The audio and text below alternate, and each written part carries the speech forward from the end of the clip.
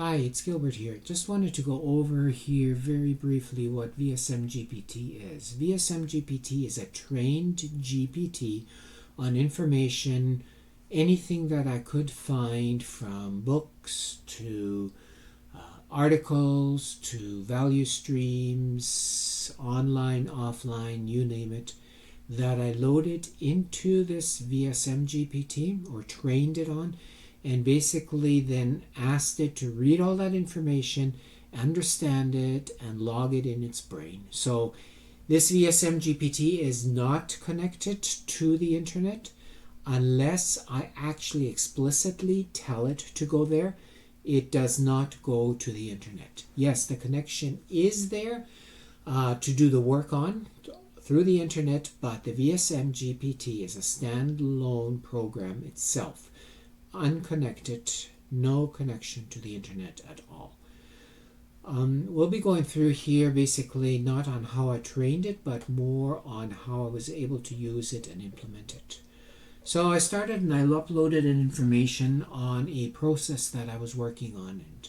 And with these prompts, I only gave you partial of the prompts as I'm going through here because it's very specific that the prompts have to be created to address specific questions. So I'm basically just trying to highlight here to you that the prompts need to be specifically built and at what grade level they need to be built. So that's some discussion we can have in the future. So I've uploaded that data from where it was collected, and now I asked it, the VSMGPT, to read that data, and what it produced this information that it found on that data that was uploaded.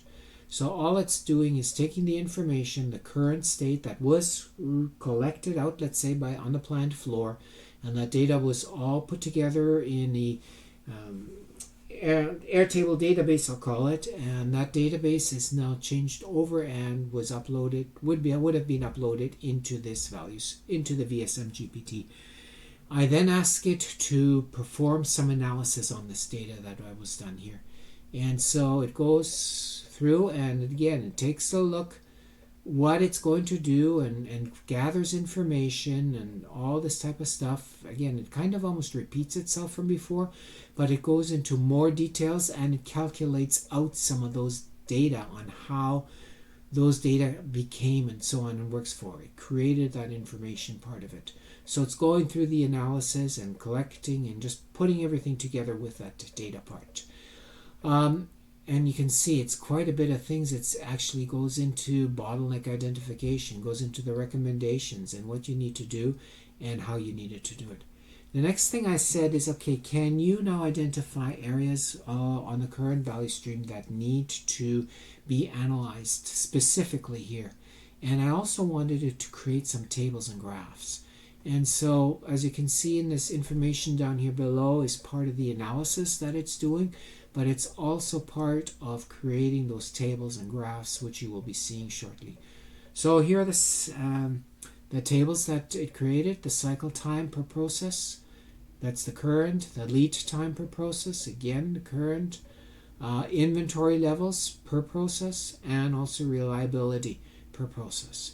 So it takes this information and again it highlights bottlenecks and inefficiencies and in each of those areas based on this latest data that I just presented here. And it gives again its recommendations that you can take a look at. I find that the recommendations might be repetitive, but on the other hand it really reinforces what those recommendations are, that these are a number of different ways that it tried to identify these problems or analyst or what it did the analysis, and it seems to be that it's same issues coming up and up again and again and again. And so that gives me real confidence in a sense that it's not just grabbing information and just doing it over and over. No, it's really drilling down and saying, you know what, these are the issues that need to be addressed. So it continues on here, it talks about the bottleneck in Assembly Station 2, actionable steps that need to be taken on this part, how to improve the reliability in Assembly Station 2 and the quality and increase the overall efficiency. And you know what, I don't want to waste your time here, but I'm just really showing how in depth it goes and actually tells you what you should be looking at and how you should be working through this part of it. I then created a prompt that says, okay, now create for me the ideal value stream. And the whole point behind this here is I didn't use future state because I would probably have to describe what I mean by future. Is it future in a year? Is it future in 10 years? Is it future in 20 years? And maybe that might be the way to go. I'm not sure. I haven't tried it out. But, and that might be a really nice case scenario to try out. But I thought I'd use the ideal. What would be the ideal state for this value stream? And it doesn't matter. Either whatever you use, you know what, it's going to produce something to whatever you specify. So again, you see the information is being analyzed here in the red and being generated and things that had to be done and so on and so forth.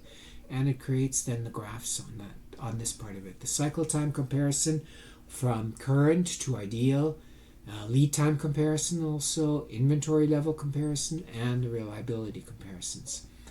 This information then is broken down into the tables.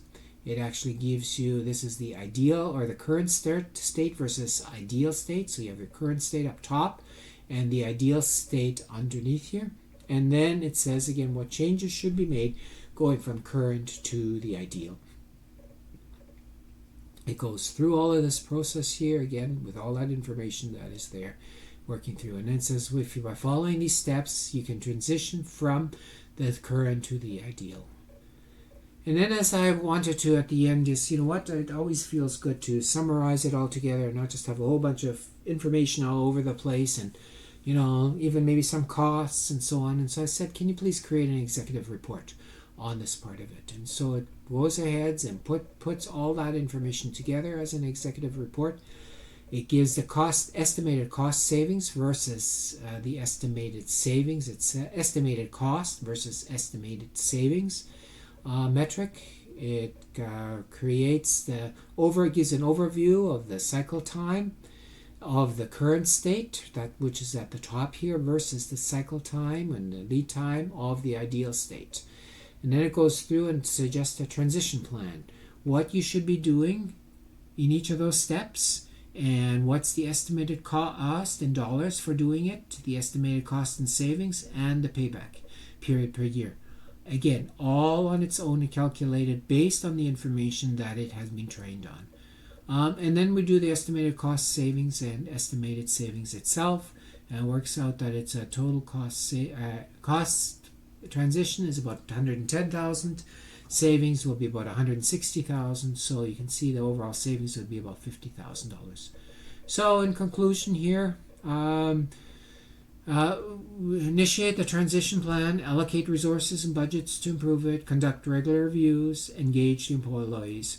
And you know what? This whole part of it process took me probably less than 10 minutes to do, maybe a little bit long, and that longer than that, and it created this type of result for me. I still took it one more step further because I just wanted to see what it did, and I never tried it out. So this was new for me too. I said, I am still concerned with Assembly Station 1. Can you please drill down deeper and see what all of the issues really are? And so it does a deep dive into Assembly Station 1.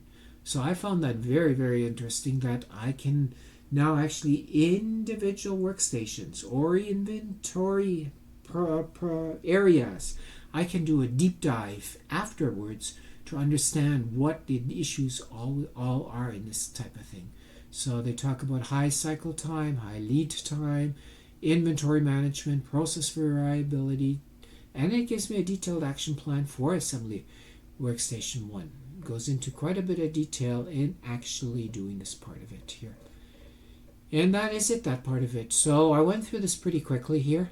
Why don't you take your time? You can always go over the video, stop it, and read whatever is written in between there. Get yourself familiarized and really understand what is going on here. And give it a shot.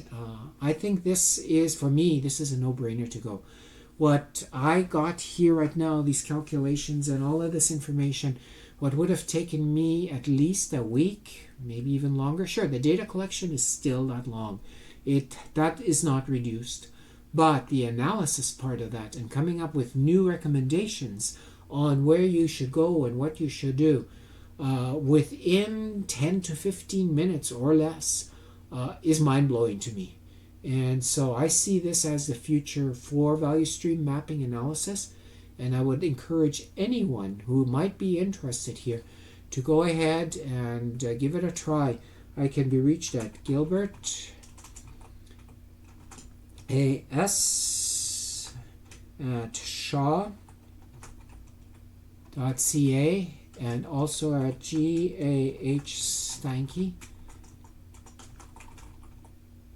at gmail.com. And if you want to even give me a phone call, it's 825-777.6004. Oops, sorry, 825, not 805.